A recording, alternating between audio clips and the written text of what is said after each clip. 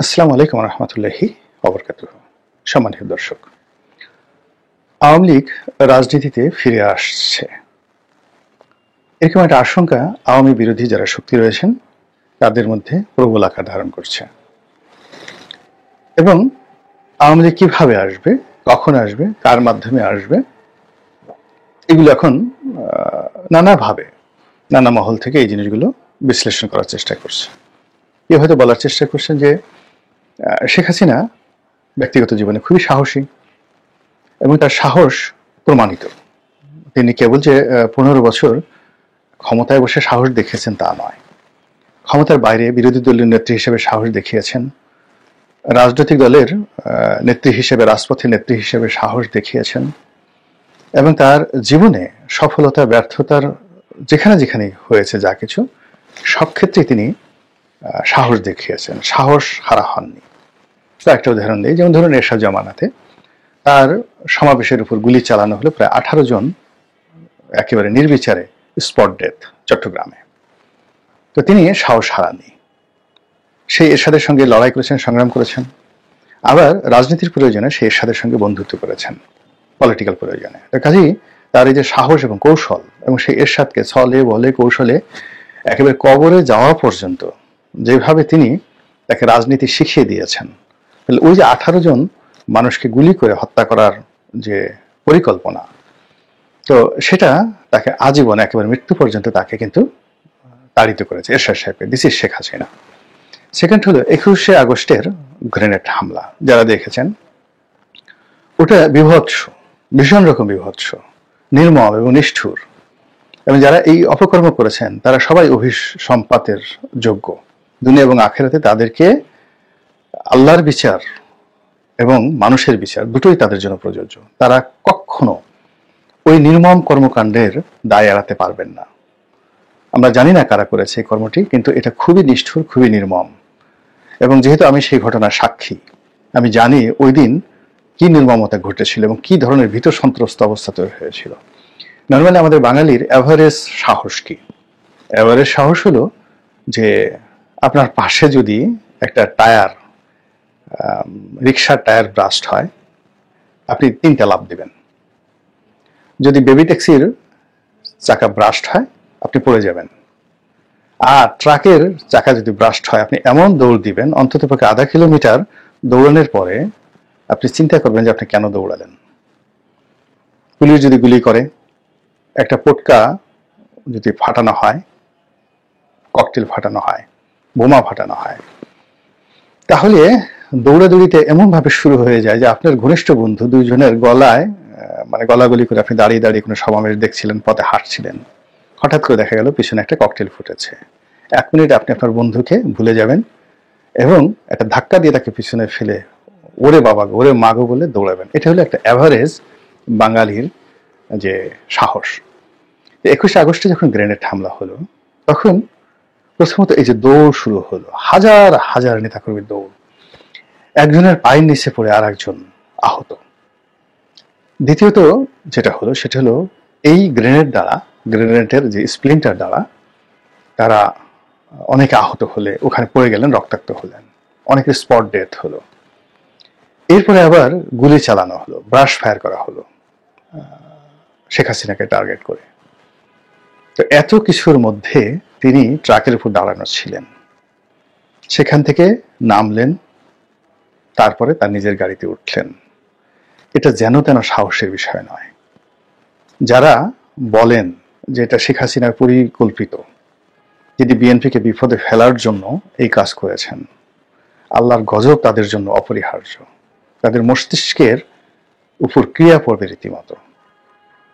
এখন এই যে 21শে আগস্টের যে গ্রেনেড হামলা, তারপরে ওনার যে আহাজারি, ওনার যে চিৎকার, ওনার চোখের যে আকুতি, ওনার কান্না, ওনার ক্রোধ, একটু ভালো করে দেখেন তো, পৃথিবীর সবার মতামত নেন, সমস্ত মনোবিজ্ঞানীদের দেখান যে এর মধ্যে কোনো অভিনয় আছে নাকি। তো সেই অবস্থাতে তিনি সাহস হারা হননি। 1/11-এর সময় আপনারা জানেন যে তত্ত্বাবধায়ক সরকারের যে তৎকালীন যে মঈনুদ্দিন ফখরুদ্দিন সরকারের যে মাস্টার প্ল্যান, সেই মাস্টার প্ল্যান অনুযায়ী বেগম জিয়া চলে যাবেন। বেগম জিয়া চলে যাবেন, তারেক রহমান সাহেবকে আগেই পাঠিয়ে দেওয়া হয়েছে এবং বেগম জিয়া নীতিগতভাবে রাজি হয়েছেন এবং তিনি ব্যাগ ঠ্যাগ গুছিয়ে বসে আছেন, রেডি হয়ে আছেন। তো এই যে রেডি হয়ে আছেন, এই সময়টিতে মেজর আক্তার, এই যে বিখ্যাত মেজর আক্তার এমপি, তিনি সেখানে ঢুকলেন এবং বেগম জিয়াকে সেখান থেকে নেওয়ার জন্য তৎকালীন ডিজিএফআই ব্রিগেডিয়ার বাড়ি সেখানে তিনি বসেছিলেন। তো বেগম জিয়া যাবেন, ঠিক এই সময়টাতে তার বাসায় ঢুকে মেজর আক্তার বললেন, ম্যাডাম আপনি একই কাজ করছেন, আপনি যদি এখন যান বিএনপি রাজনীতি শেষ হয়ে যাবে। এবং উনি দেখেন যে স্টাইলে কথা বলেন, সারা জীবনের জন্য বিএনপি রাজনীতি শেষ হয়ে যাবে এবং এই যারা আপনার বিরুদ্ধে চক্রান্ত করছে তারা লাভবান হবে। দ্বিতীয়ত, শেখ হাসিনা যদি বাংলাদেশে এসে যায় তাহলে টোটাল শেখ হাসিনার মানে এখন বাংলাদেশে আছে, আপনি চলে যান, সে যদি না যায় তাহলে পুরো রাজনীতিটা আওয়ামী লীগের থেকে যাবে, আপনি কি করবেন তখন? তো বেগম জিয়া প্রাজ্ঞ, তিনি বুঝলেন এবং তিনি সিদ্ধান্ত নিলেন তিনি যাবেন না। এবং এই কথা স্বয়ং ব্রিগেডিয়ার বাড়ি আপনার তিনি সাক্ষাৎকারে বলেছেন, টেলিভিশন সাক্ষাৎকারে বলেছেন।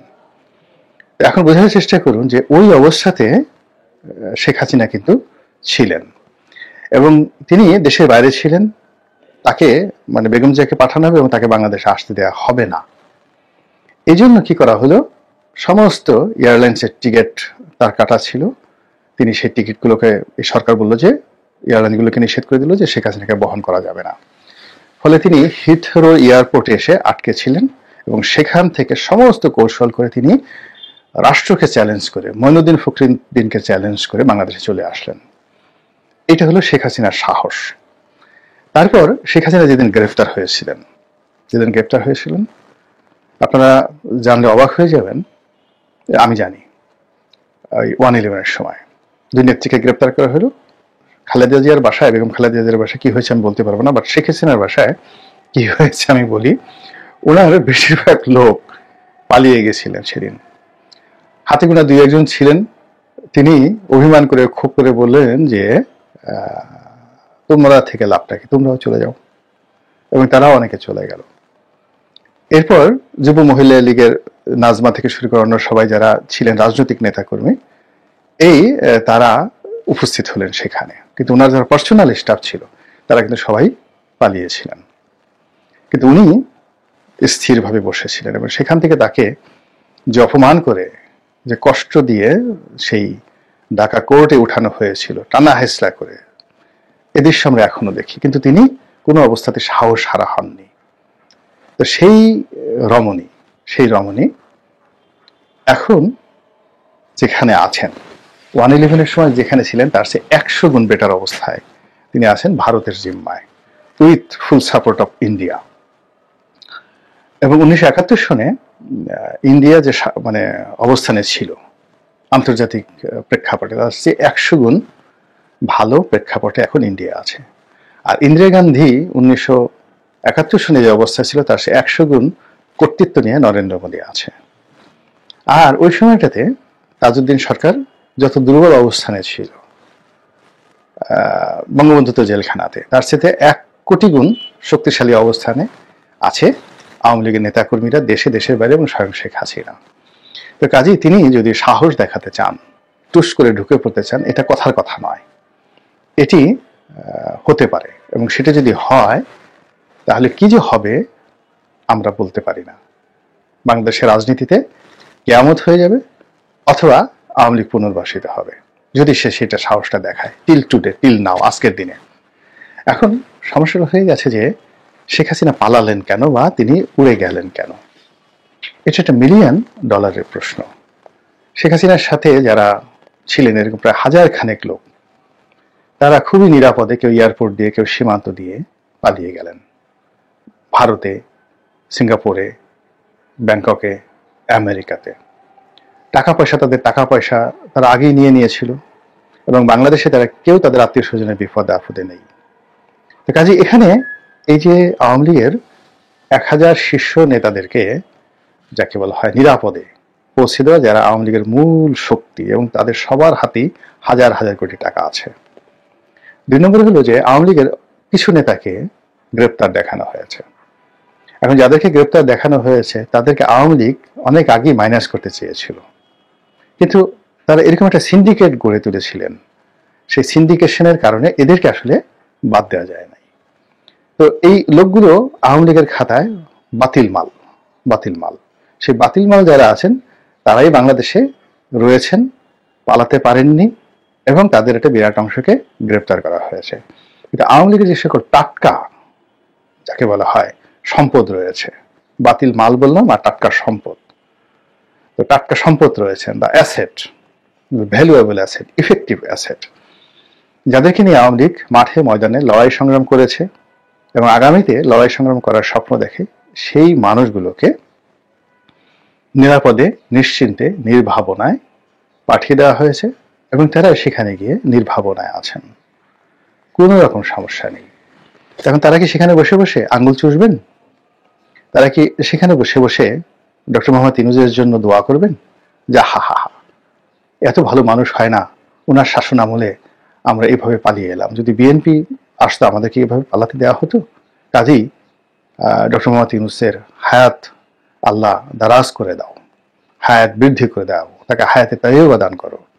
অথবা তারা কি ডক্টর মোহাম্মদ ইউনূসের শানে মিলাদ পড়াবেন, নাকি উমরা করে আসবেন, নাকি ডক্টর মোহাম্মদ ইউনূসের পতনের জন্য এবং তাদের নেত্রী শেখ হাসিনাকে ক্ষমতায় বসার জন্য, আওয়ামী লীগকে ক্ষমতায় নেওয়ার জন্য তারা সর্বশক্তি নিয়োগ করবেন? নিজেরাই চিন্তা করুন। এখন এই দুটো চিন্তার মধ্যে দেখুন, যেখানে প্রথম যে ভুলটা হয়ে গেছে সেটি হলো স্বয়ং শেখ হাসিনা যেভাবে নির্বিবাদে চলে গিয়েছেন, এই চলে যাওয়াটা শেখ হাসিনার জন্য ঠিক আছে। এটা আসাদ সাহেবের ক্ষেত্রে ঘটে, রেজা শাহ পালভির ক্ষেত্রে ঘটেছে। মানে রাষ্ট্রের যিনি প্রধান, তাকে যেহেতু রাষ্ট্রীয় প্রোটোকল থাকে, এখানে তাকে নিরাপদে পৌঁছে দিতে হবে, আদারওয়াইজ এখানে একটা রক্তারক্তি কাণ্ড ঘটলে পুরো রাষ্ট্রীয় ব্যবস্থা নিয়ে একটা টানাটানি লেগে যেত। কিন্তু বাকি যারা ছিলেন, শেখ রেহানা ছিলেন, অন্যান্য তার আত্মীয় স্বজন ছিলেন, আরো অনেকে ছিলেন, তো ইচ্ছা করলে তাদেরকে যদি আটকানো যেত, তাহলে আজকে আওয়ামী লীগের যে ফিরে আসা নিয়ে আমাদের যে আতঙ্ক, আমাদের যে ভয়, আমাদের যে ক্যালকুলেশন, বা আমরা যে সকল কথাবার্তা বলছি, এই শর্টটা অনেকটা কমে যেত। এরপরের যে প্রসঙ্গ সেটা হলো, কেন বারবার আওয়ামী লীগের কথা আসছে, কেন আমরা বিএনপির কথা বলছি না, জামাতের কথা বলছি না, ডক্টর ইউনূসের কথা বলছি না? আমাদের তো এখন আসলে আওয়ামী লীগের নামই নেওয়া উচিত না, আওয়ামী লীগের নাম শুনে আমাদের বমি করা উচিত। এর কারণ হলো যে আমরা সবাই এই দলটি দ্বারা এমনভাবে নির্যাতিত হয়েছি যে আগস্ট মাসের 5 তারিখের আগে অনেকে চেয়েছেন যে যে কোনো মূল্যে আওয়ামী লীগের পতন হোক। এমনকি অনেক লক্ষ লক্ষ মা বোনেরা, ভাই বোনেরা, দাদারা, চাচারা, তারা বলেছেন যে আল্লাহ, আমার জীবনের বিনিময়ে তুমি আজরাইলকে পাঠিয়ে আমাকে নিয়ে যাও, আমার সন্তানরা যেন আওয়ামী লীগ মুক্ত একটা দেশে, শেখ হাসিনা মুক্ত একটা দেশে বসবাস করতে পারে, সেই ব্যবস্থা করে দাও। আমি অসহায়, আমি কিছু করতে পারছি না, এই দোয়া করেছে। রাস্তাঘাটের যারা রয়েছেন সবাই সমালোচনা করেছেন, গালাগালি করেছেন, অকথ্য ভাষায়, অশ্রাব্য ভাষায় গালাগাল করেছেন। এই 100 দিনের পর, মানে 4 মাসের মাথায়, 120 দিনের মাথায় কেন আমরা আওয়ামী লীগের ফিরে আসা নিয়ে কথা বলছি? কেন শেখ হাসিনার জনপ্রিয়তা বেশি না ডক্টর ইউনূসের জনপ্রিয়তা বেশি, এসব নিয়ে জরিপ হচ্ছে? কেন বিএনপির সঙ্গে আওয়ামী লীগের তুলনা করা হচ্ছে? এই জিনিসগুলো কেন যেই লাউ সেই কুদু বলা হচ্ছে? কেন এক জালিম গিয়েছে আর এক জালিম এসেছে, এই কথাগুলো বলা হচ্ছে? তো এই জিনিসগুলো ভাবতে হবে। আমরা এই যে 120 দিনের মধ্যে যদি সফল হতে পারতাম, মানুষকে নিশ্চয়তা দিতে পারতাম, সবকিছুর গ্যারান্টি দিতে পারতাম, বিশ্বাস করেন ডক্টর মোহাম্মদ ইউনূসের অধীন শুধু আমরা 5 বছর নয়, উনি 5 বছর থাকতেন, 5 বছর পরে তারপরে আমরা ওনাকে বলতাম যে আপনি আরো থাকেন, আর যদি আপনি না থাকেন তাহলে আপনি আমাদের রাষ্ট্রপতি হন, প্রধানমন্ত্রী যারা নির্বাচিত হবে তারা থাকুক, আপনি রাষ্ট্রপতি হন। এই ছিল মন মানসিকতা। এমনকি আমি বিএনপির শীর্ষ যারা নেতৃবৃন্দ রয়েছেন তাদের সঙ্গে কথা বলেছি, তখন আমরা জানতাম না যে ডক্টর মোহাম্মদ ইউনূস আসবে। আমি সেই 2021-22 সনের কথাই বলছি। কন্টিনিউয়াসলি অনেক বিএনপির টপ যারা 5-6 জন নেতা রয়েছেন তাদের একান্ত আলোচনা। তো তারা যখন আমাকে বলতেন যে মিস্টার রনি, আপনি বলেন তো যে ভবিষ্যৎ কি হতে পারে, আমি বললাম যে মধ্যে একটা ইন্টারিম কিছু একটা আসবে, সেটা সেনাবাহিনী হতে হোক বা যা হোক, আওয়ামী লীগ থাকবে না, এটা শিওর। আওয়ামী লীগ থাকবে না, মধ্যে একটা আসবে এবং তারা 5 বছরের আগে কমপক্ষে যাবে না। তো বিএনপির লোকরা তো সবাই একেবারে এক বাক্যে আমাকে বলেছেন যে, আমি একেবারে নাম ধরে ধরে, কেউ যদি চ্যালেঞ্জ জানায় নাম ধরে ধরে আমি তাদেরকে সামনে আনতে পারবো। তারা বলেছে যে হাসিনা যাক, আওয়ামী লীগ যাক, যেই আসুক না কেন, দেশটা মোটামুটি ভালো চলুক, 5 বছর থাকুক, দরকার হলে 5 বছর পরে আমরা ইলেকশন করব। তো এরকম একটা মেন্টাল প্রস্তুতি তো বিএনপির ছিল সেই 2021-22 সন থেকে তো তারা এইভাবে চিন্তা ভাবনা করে এসছে। এখন সেই বিএনপি অলনে ছাড়েন, তারা বলছে এখনই ইলেকশন দিতে হবে। তাহলে এই যে পরিবেশ এবং পরিস্থিতি কারা সৃষ্টি করলো? নিঃসন্দেহে এখন যারা রাষ্ট্র ক্ষমতায় আছে তারাই করেছেন, এবং তাদের কর্মকাণ্ড, তাদের কথাবার্তা, তাদের আচরণ এবং তাদের বিভিন্ন ব্যর্থতা এবং তাদের দোদুল্যমানতা সব মিলিয়ে এমন একটা পরিবেশ এবং পরিস্থিতি সৃষ্টি করেছে, যার ফলে মনে হচ্ছে এই আওয়ামী লীগ বোধহয় এসে গেল, বা আওয়ামী লীগ যে কোনো মুহূর্তে এসে যেতে পারে। আমার সিক্স সেন্স বলছে যে দৈবাৎ কোনো দুর্ঘটনা যদি না ঘটে, রাজনৈতিকভাবে আওয়ামী লীগের পুনর্বাসিত হতে অনেক সময় লাগবে। কিন্তু দৈবাৎ দুর্ঘটনা মানে দুর্ঘটনার তো কোনো বাপ মানে, এটা যে কোনো সময় ঘটতে পারে। যেমন সিরিয়াতে যেটা ঘটলো, বা বাংলাদেশে ডক্টর মোহাম্মদ ইউনূস যেভাবে এলেন, কিংবা আফগানিস্তানে যেভাবে অলনে ছাড়েন আমেরিকান বাহিনী লেজ গুটিয়ে চলে গেল, তালেবানরা ক্ষমতায় আসলো, উইদিন 48 আওয়ার্সের মধ্যে কাবুল দখল হয়ে গেল। এবং যেভাবে হাতে পায়ে ধরে, তালেবানদের হাতে পায়ে ধরে আমেরিকান সৈন্য সেখান থেকে পালালো, এবং যেভাবে তাদের তাবেদাররা বিমানের ডানার উপরে উঠে যেভাবে পালানোর জন্য তারা চেষ্টা করলো জীবন ভয়ে, আফগান জাতি, সেখানে বাংলাদেশে কি হতে পারে এটা কল্পনাই করা যায় না। বাস্তবতা হলো অনেক রক্ত দিয়েছি, অনেক রক্ত ঝরিয়েছি এই আওয়ামী লীগকে বিদায় করার জন্য। এখন কতটা বিপদে পড়লে, অনেকটা এখন সেই আওয়ামী লীগকে যদি আবার রাষ্ট্র ক্ষমতায় আমরা দেখি, আওয়ামী লীগের আগমন ধ্বনিতে যদি জয় বাংলা বলতে হয়, তাদের জন্য যদি ফুলের পাপড়ি বিছাতে হয়, তাহলে নিজের চামড়া দিয়ে জুতো বানিয়ে নিজে পরিধান করে পাহাড়ে উঠতে যে কষ্ট হয় একটা মানুষের, তার চেয়ে অনেক অনেক বেশি কষ্ট অনেক মানুষের হবে। আল্লাহ আমাদের সবাইকে হেদায়েত দান করুন এবং হেফাজত করুন। আসসালামু আলাইকুম ওয়া রাহমাতুল্লাহি ওয়া বারাকাতুহু।